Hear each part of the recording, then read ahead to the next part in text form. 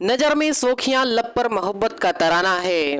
अरे नजर में सोखियां लब पर मोहब्बत का तराना है। मेरी उम्मीद की जद में अभी सारा जमाना है। कोई जीत है दिल के देश पर मालूम है मुझे। अरे कई जीत है दिल के देश पर मालूम है मुझे।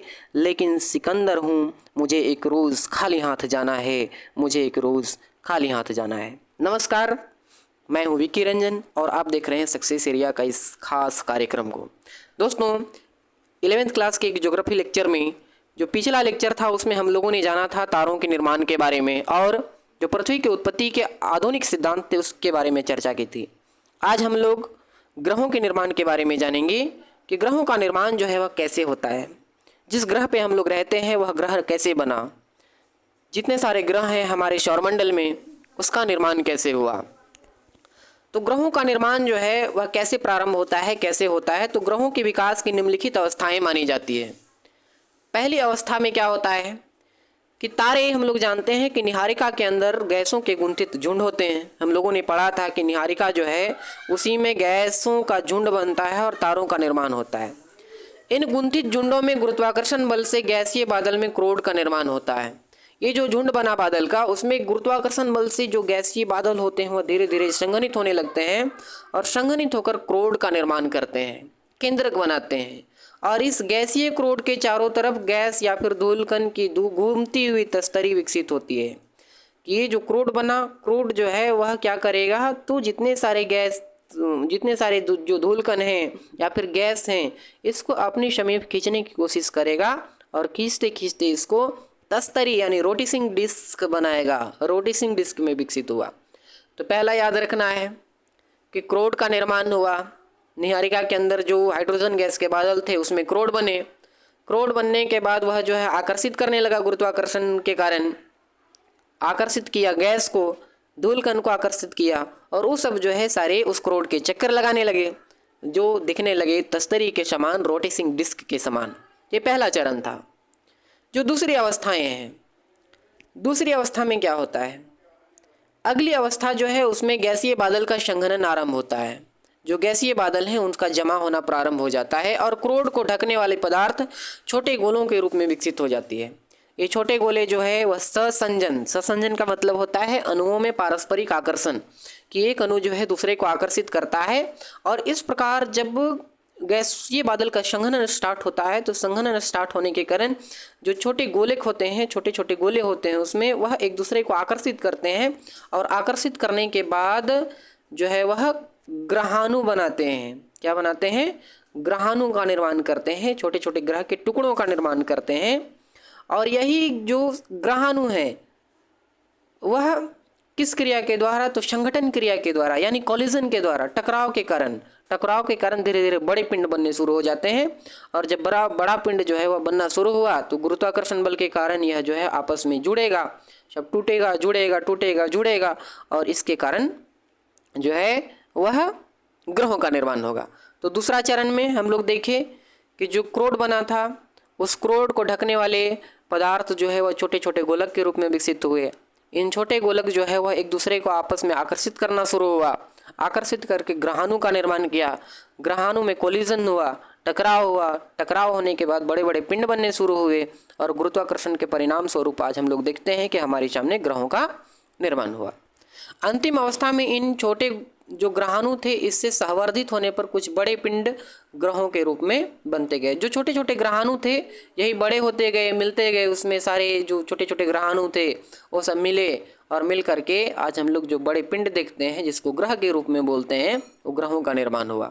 यहाँ आप देख पा रहे होंगे ये है, ये ग्रह सारे जो है वो ग्रह हैं।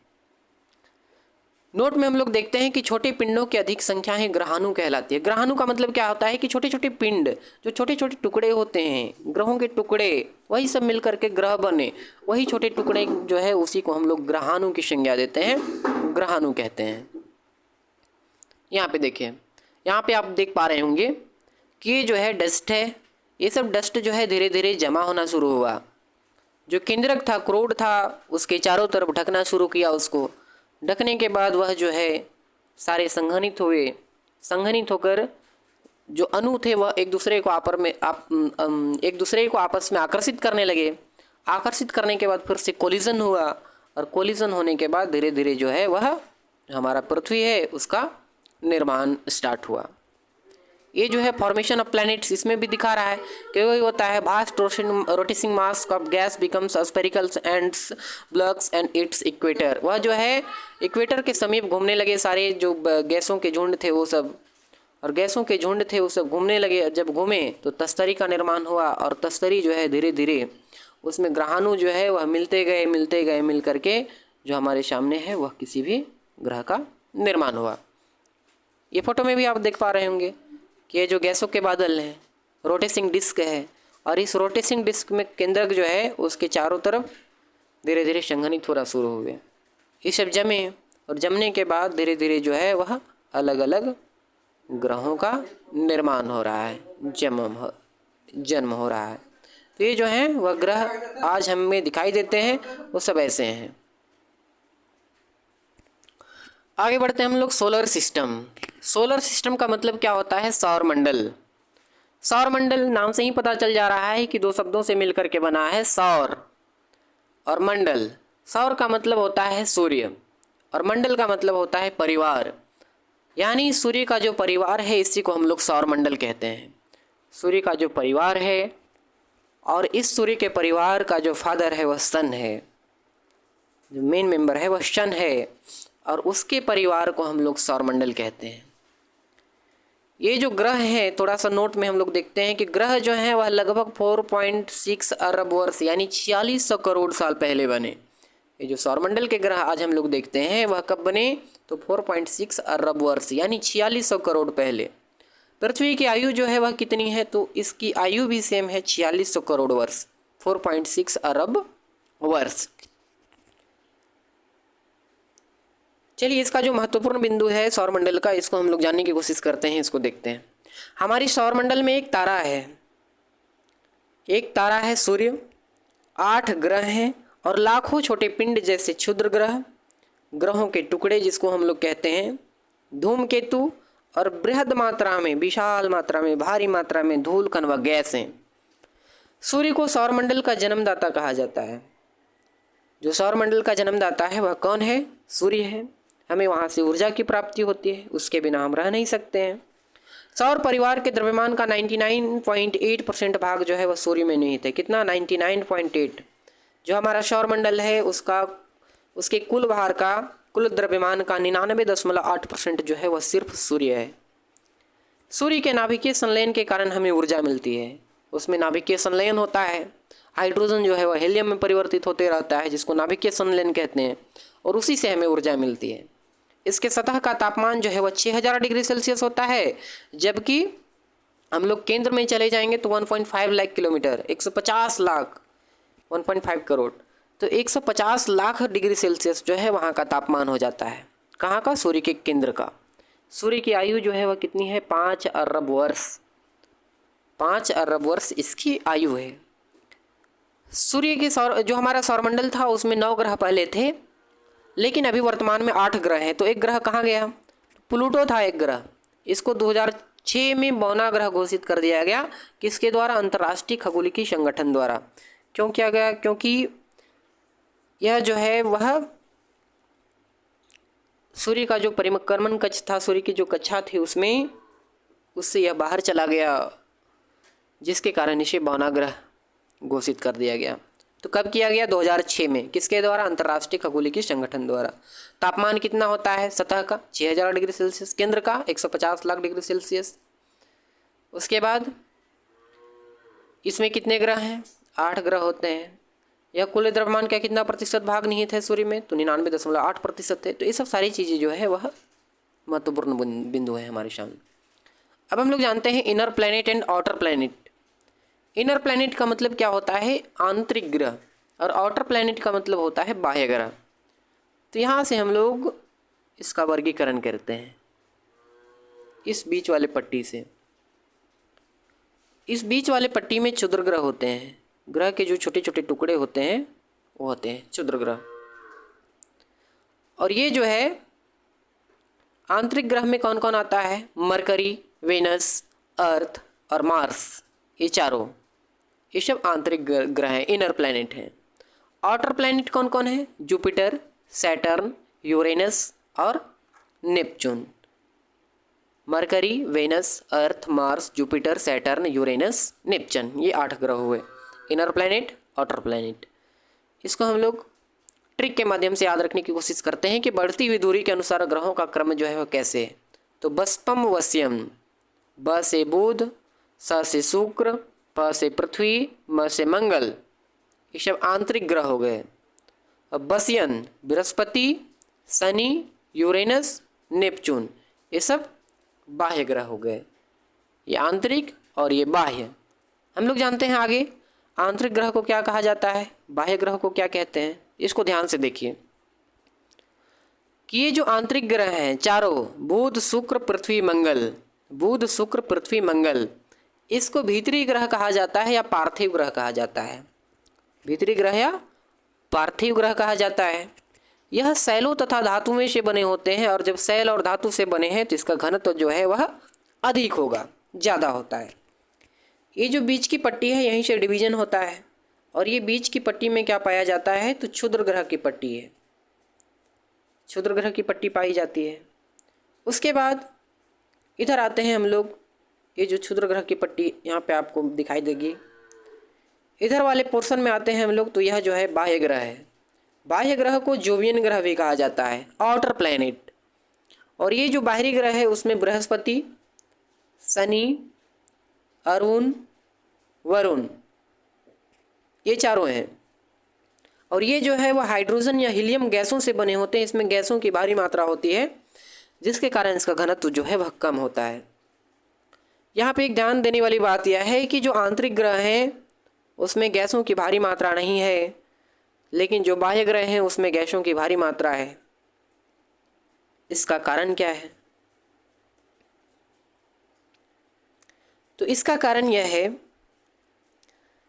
कि जो हमारा आंतरिक ग्रह है, आंतरिक ग्रह में गुरुत्वाकर्षण के कारण ये जो है सूर्य का गुरुत्वाकर्षण इन लोगों पे ज़्यादा पड़ेगा। ज़्यादा पड़ने के बाद यह जो है वह बहुत ही जल्दी, इसमें जो जितने सारे गैस थे वो सब आकर्षित होकर बाहर निकल गए, आकर्षित होकर बाहर चले गए।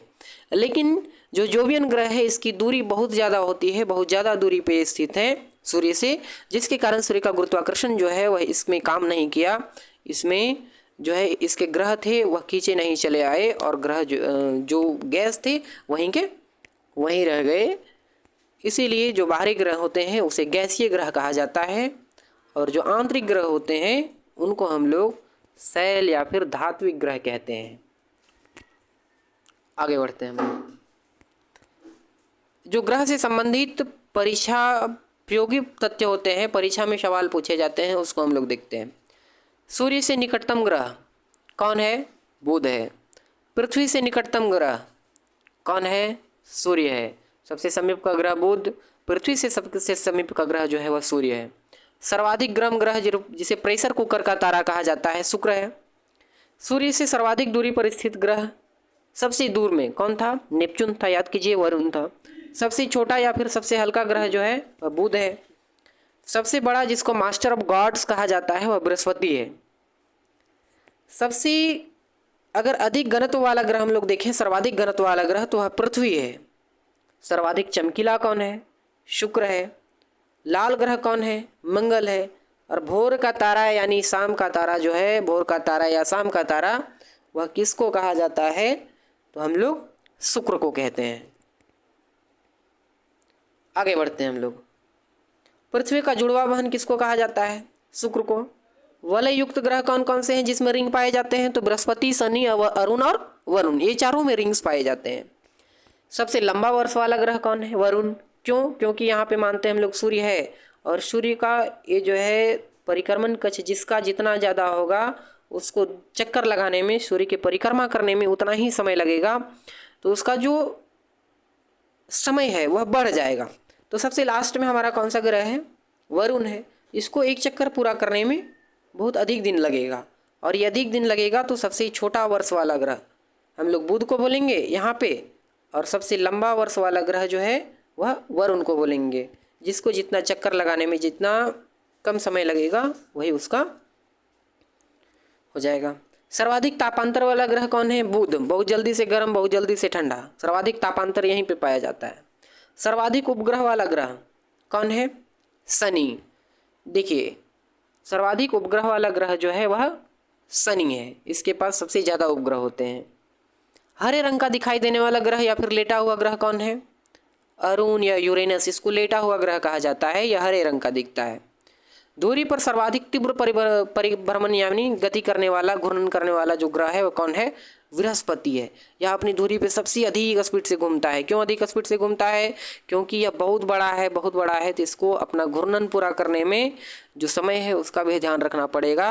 अगर स्लो घूमेगा तो इसे बहुत अधिक समय लग जाएगा, इसीलिए इसकी स्पीड जो है वह बढ़ जाती है, स्पीड बढ़ाना पड़ता है इसको।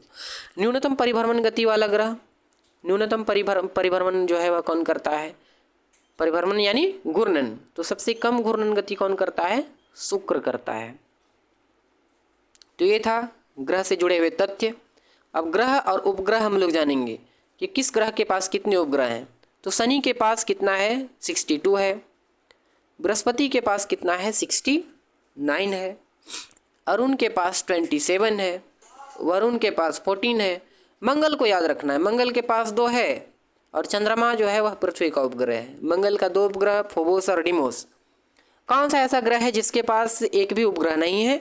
तो शुक्र और बुध, इसके एक भी उपग्रह नहीं पाए जाते हैं। तो ये था आज के लिए। अगले वीडियो में हम लोग जानेंगे मून के बारे में कि मून जो है वह क्या होता है। उसके बाद स्थल मंडल का विकास जो है वह कैसे हुआ, पृथ्वी का उद्भव जो है वह कैसे हुआ। उसके बाद हम लोग जो कालक्रम है, वो वैज्ञानिक काल मापक्रम, उसको हम लोग देखेंगे और अंततः हमारा जो चैप्टर है वह समाप्त हो जाएगा। तो ये सब सारी चीज़ जो है वह अगले वीडियो में हम लोग देखेंगे। तब तक के लिए नमस्कार।